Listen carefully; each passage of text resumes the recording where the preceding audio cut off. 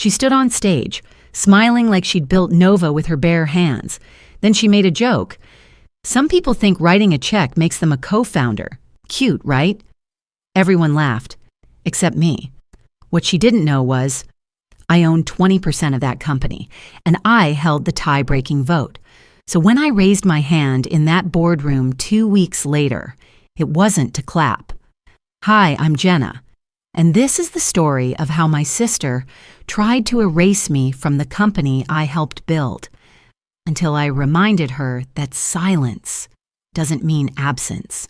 Before we jump into the story, if you don't mind, let me know where you're from by leaving a comment below. That way, I can send a special hello your way. Now go ahead, grab yourself a warm cup of water and find a comfy spot. It's time to begin the story. She said it was standard paperwork, but the pen felt heavier than usual. It was one of those Charleston mornings when the jasmine was in full bloom and the air smelled just faintly of salt drifting in from the harbor. I sat across from Elaine on the patio of a cafe where everything cost more than it should, especially the espresso, which arrived bitter and lukewarm. She didn't notice. She was already halfway into her pitch, hands moving as fast as her words. I need you, Jen, she said, setting her phone down and leaning in. The investors are loving it, but they want someone credible tied to the bridge round. Someone seasoned. She said it as though I were a resume instead of her older sister.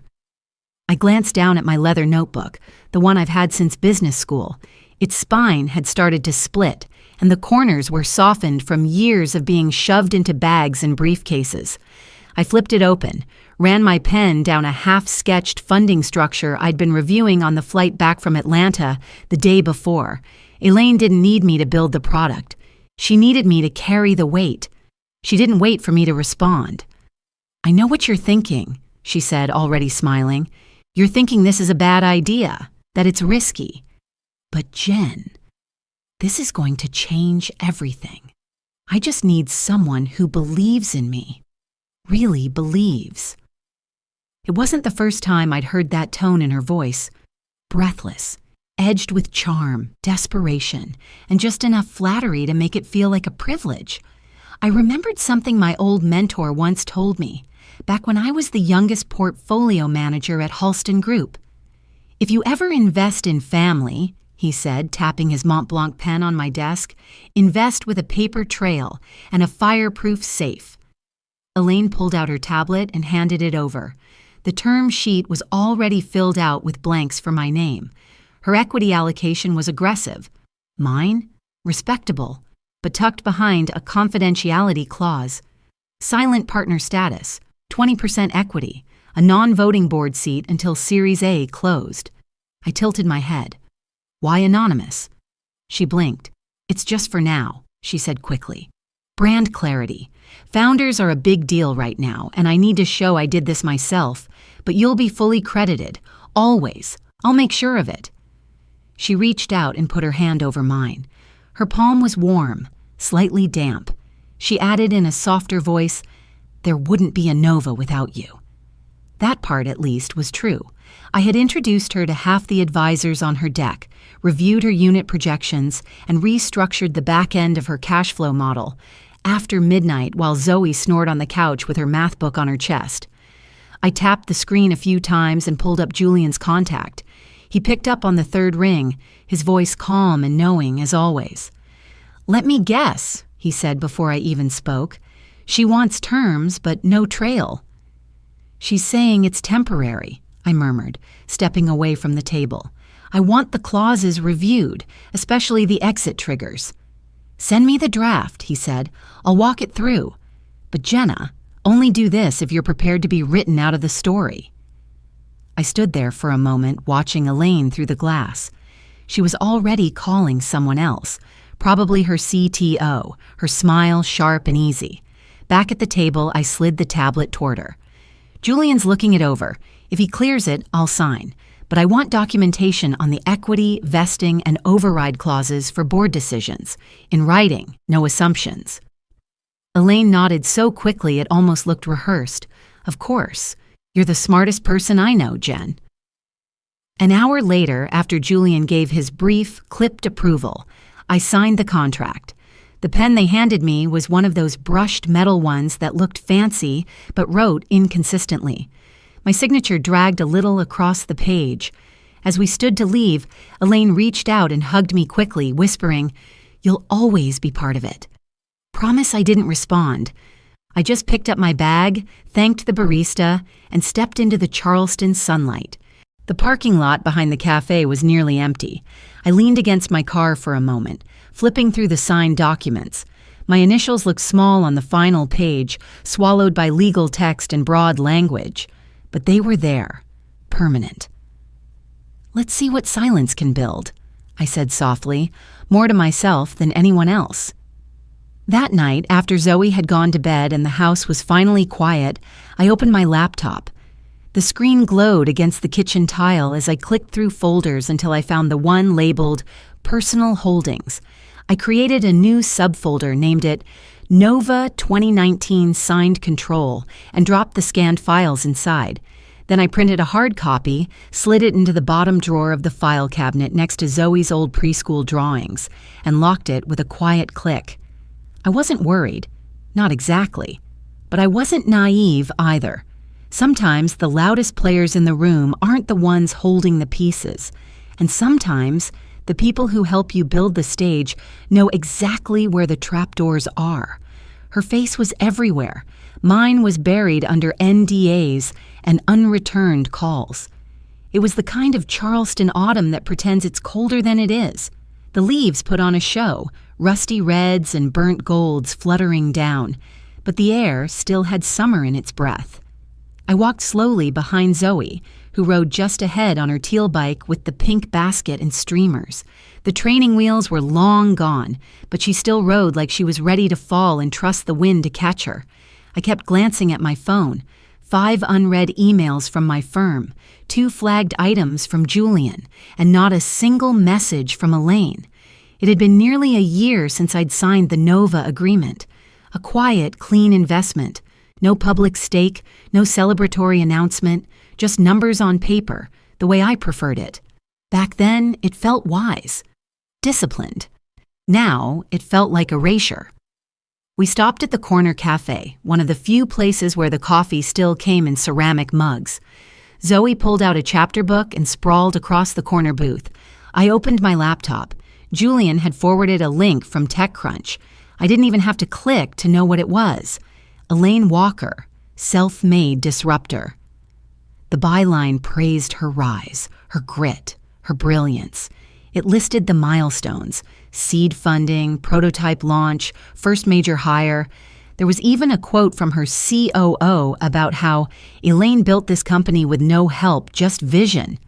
My name wasn't anywhere, not in the press release, not in the investor acknowledgments, not even in the photo captions of their seed round celebratory dinner, the dinner I had paid for, in full, quietly, through a line item labeled Founding Expense, Hospitality. I stared at the article for a long time before clicking away. Then I picked up my phone and typed a simple message, "Proud of you. Hope you're good." I stared at the little gray circle for a moment, waiting for it to turn blue. It didn't. Back home, I folded laundry while Zoe practiced spelling on the floor, muttering words under her breath. When the phone rang, I saw it was a secure number. Julian. I answered with one hand, still matching socks. "You saw the article," he said without preamble. "I did. You okay?" "I'm used to being off camera." He didn't say anything for a moment, then, "She's rewriting the origin story." "I know." There was another pause before he added, "Kent wants to talk." Quietly. Kent Myers had joined Nova's finance team after the Series A prep began. I'd introduced him to Elaine through a mutual contact.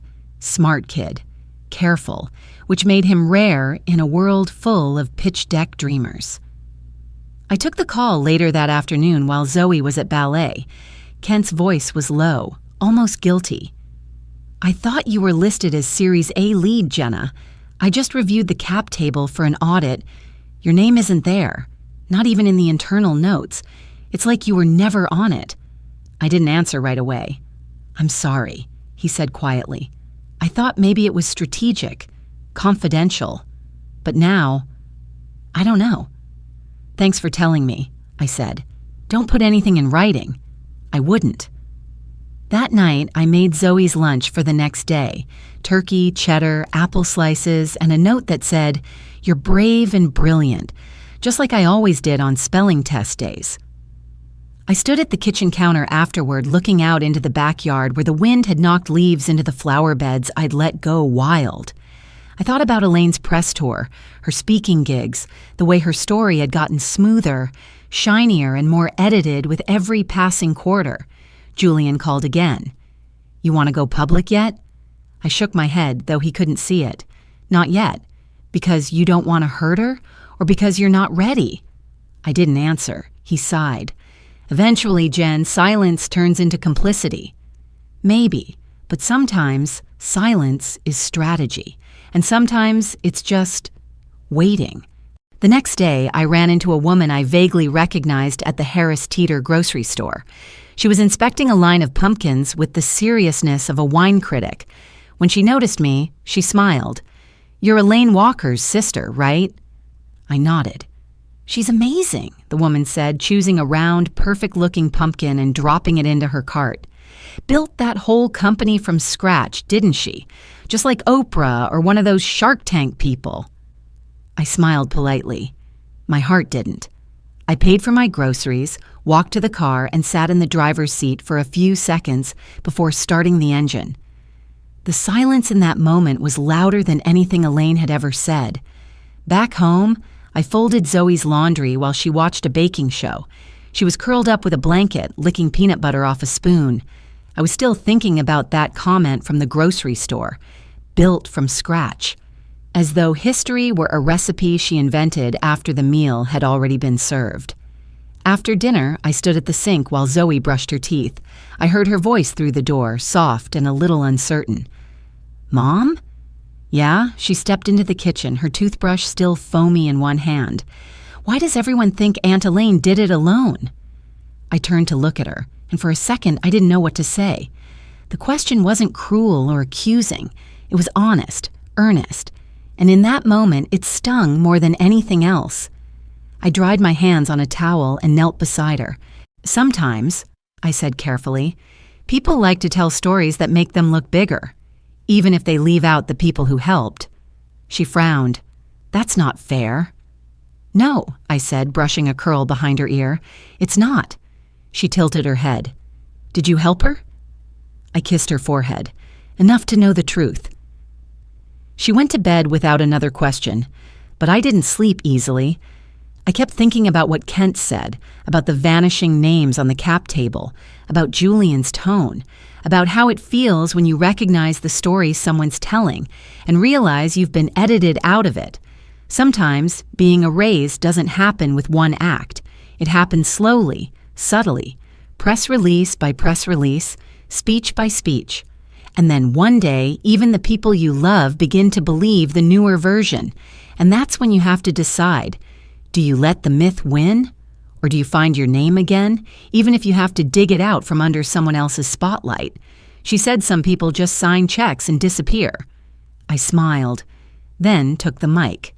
I hadn't planned to be there. I wasn't invited, at least not personally. But a promotional email had found its way into my inbox weeks earlier, probably through a seed stage investor list I'd once been copied on, back when I still reviewed pitch decks at midnight and ran models with Zoe asleep beside me. The subject line was celebratory and clean. Nova Launch Gala, a night of vision, growth, and disruption. Typical. The glass house in Manhattan gleamed like a cathedral of steel and polished ego.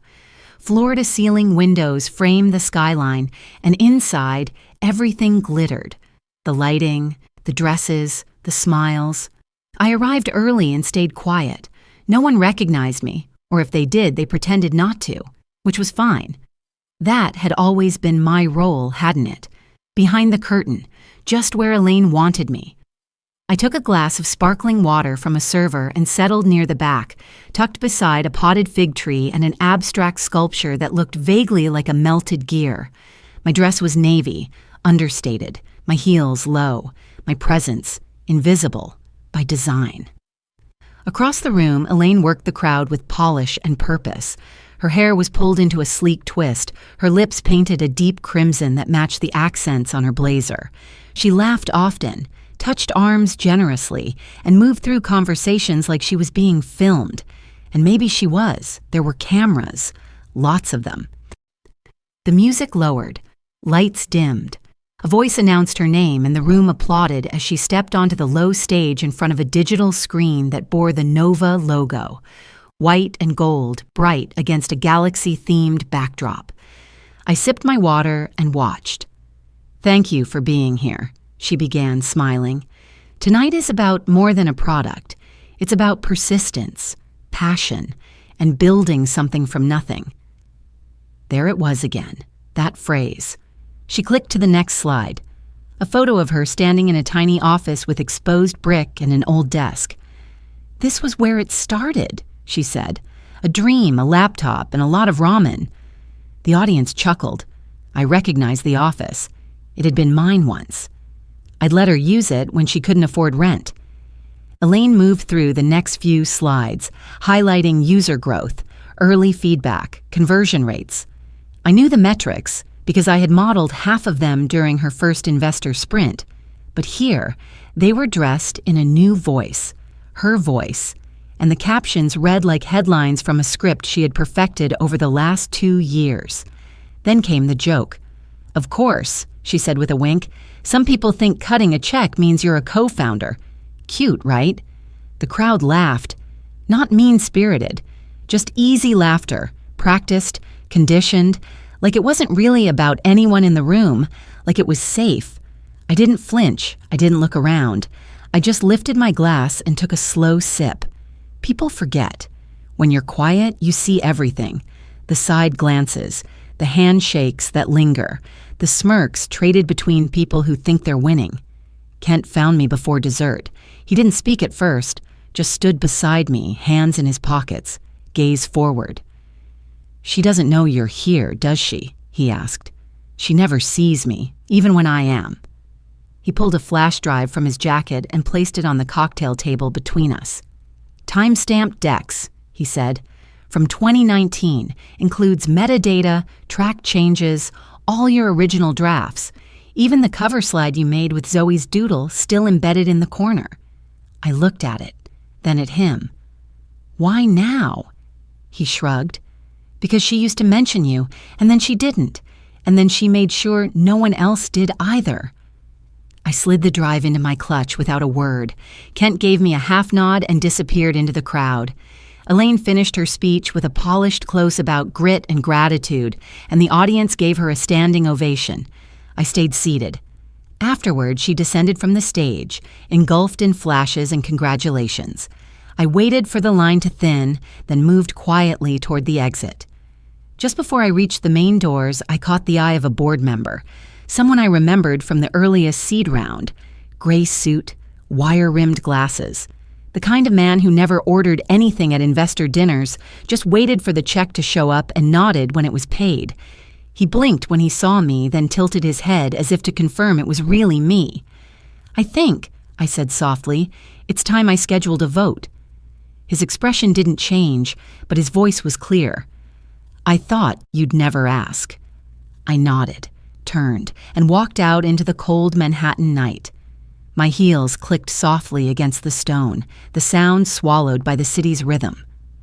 On the cab ride back to the hotel, I didn't replay Elaine's words. I didn't scroll through the photos that would soon be posted online, each one painting her as a solo visionary.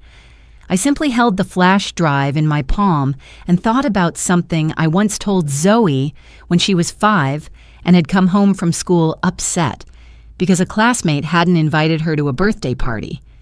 "Being invisible doesn't mean you're powerless," I'd said, brushing the hair out of her eyes. "Sometimes it just means you're preparing."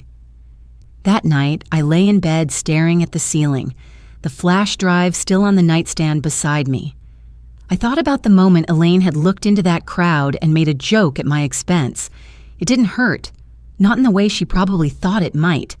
It just clarified something that had been simmering for too long, Some people write you out of the story because they're afraid of what happens when you speak.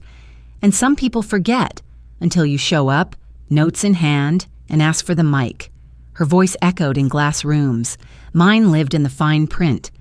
The elevator hummed as it carried me up to the 34th floor of Nova's headquarters. The building was modern, all steel and silence, perched above the thrum of Manhattan traffic.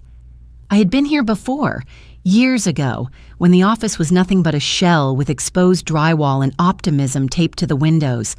Now it looked like a page from a luxury interiors magazine, impressive, curated, and cold. I adjusted the sleeve of my cream linen blazer and stepped off the elevator. The boardroom doors were open. Inside, the table stretched long and lacquered, surrounded by carefully postured people in suits that whispered legacy and restraint. Elaine was already there, seated at the far end like a monarch before court. She wore a tailored dress in deep red, lips to match. Her eyes flicked toward me, then away just as quickly. She hadn't expected me to walk in without warning. That was the first advantage. Julian stood as I approached, offering a quiet nod. He was dressed as he always was. Dark blue, pocket square, no nonsense. Kent entered just behind me, carrying a file box and a tablet. No one greeted him. He didn't seem to mind. "Shall we begin?" the board chair asked, his voice more tentative than authoritative. Julian cleared his throat gently and spoke first. "We appreciate you making time on short notice. Ms. Walker has prepared materials that concern Nova's founding structure and stakeholder accuracy." I slid a single folder onto the table and pushed it forward. "I hold the original seed agreement," I said, 20% equity as a silent partner and a protected board vote under Clause 6.3. That clause was never voided, never amended, and was legally binding upon execution in spring 2019. A few heads tilted. One board member adjusted her glasses. Elaine leaned forward, mouth slightly parted. "That's not accurate," she said, her voice low but rising. "You were supportive, not foundational." Julian raised a brow. "The documents are time-stamped, notarized, independently verified." Kent stepped up and placed his tablet on the table, connecting it to the display screen on the wall. A slide loaded. Metadata from the earliest Nova investor deck, created by me, my account, my formatting, my calculations. "This is the original pitch," Kent said calmly. "Ms. Walker's name was listed in the header, the footer, and the executive summary. These elements were systematically removed in later versions." He tapped again. More slides appeared, email threads, file revisions, and early banking logs showing the bridge loan transaction. My signature. My funds. Elaine pushed back her chair slightly. "You're twisting everything," she said sharply. "I built this company." I looked at her then, not with anger, but with clarity. "No," I said. "You led it, but you didn't build it alone." She opened her mouth, but I didn't wait. "You didn't just erase me. You falsified your own origin story. This isn't a personal issue. It's legal. You've presented inaccurate founder history to investors. You've filed misrepresentative disclosures. And this board," I paused, letting my eyes meet each of theirs, "has 48 hours to correct the record or face SEC escalation." The silence that followed was immediate and suffocating. One of the younger board members fidgeted with his pen. Another looked down, lips pressed tight. Elaine's expression shifted. Not shame, not yet, but the first flicker of uncertainty. Julian leaned back slightly in his chair, arms crossed. "We're prepared to submit all documentation to regulatory counsel, but we wanted to give this group the opportunity to address it internally first." The board chair finally spoke. His voice was soft, as though he wasn't quite sure the air would carry it. "We'll call a vote tonight." I didn't smile. I didn't nod. I simply gathered the folder in front of me and stood. Elaine didn't say another word. She just watched me as I walked out of the room, her hands still folded in front of her, knuckles white against the wood grain. In the hallway, the air felt different, lighter. I exhaled slowly and turned to Kent, who was already packing up the tablet. "You okay?" he asked, glancing sideways. "I'm fine," I said, "just tired of pretending I wasn't in the room." He offered me a look that hovered between admiration and apology. "You waited for the right moment," he said. Julian, stepping beside us, added, "Power isn't about volume. It's about timing." I looked back at the glass wall of the boardroom where shadows still hovered over that polished table. "I gave her time to tell the truth," I said quietly. "Now it's my turn." Sometimes, when you've spent years in silence, your voice doesn't come out as anger. It comes out as fact, measured, steady, unshakable. And when that happens, when the quietest person at the table finally speaks, everyone else listens, even if it's already too late. They tried to bury the story, but it leaked because the silence had receipts. The first notification came at 6:47 a.m. I was halfway through pouring Zoe's cereal when my phone buzzed on the counter. I didn't check it right away. I'd been trying to start the mornings tech-free, at least until she was out the door. Still, the screen lit up again, and then again. Mentions? Tags? A name that hadn't shown up in public spaces for years. Mine. By the time Zoe had zipped her jacket and tossed her backpack over one shoulder, the news had already begun to ripple. Elaine Walker had officially stepped down from Nova. The announcement was buried halfway through a press release about organizational evolution and forward-thinking leadership shifts, but the timing spoke volumes. The board had voted. The vote hadn't been close. I scrolled through the statement while Zoe tied her shoes on the porch, humming a song she half remembered from school. Later that morning, after the house quieted and I brewed a fresh pot of coffee, I opened my laptop. The usual feeds were already ablaze. On LinkedIn, a think piece titled "The Woman Behind Nova's Truth" had climbed into trending status. Bloomberg had published a small but direct article with a photo of me taken from an old conference I barely remembered attending. The caption underneath read, "Jenna Walker, early Nova, investor confirmed as foundational contributor." Then came the Reddit thread. Dozens of screenshots, timestamp comparisons, deck drafts with my initials in the metadata, emails thanking me for financial restructuring, photos of whiteboards from early planning sessions, all of it posted by strangers who had pieced together the missing name. One comment stood out. "She's the ghostwriter of modern startups," and she finally spoke. I didn't smile at that. Not really, but I did exhale. Julian called a little after noon. "Your inbox is about to catch fire," he said dryly. "Media requests, podcasts, panels. Forbes wants a quote. Fast Company, too." I shook my head, even though he couldn't see it. "Let them speculate." "You sure? You could set the narrative now?" "I don't want a narrative," I said. "I want peace." He paused. "Fair, but peace doesn't mean you go back to the shadows." "I'm not," I said.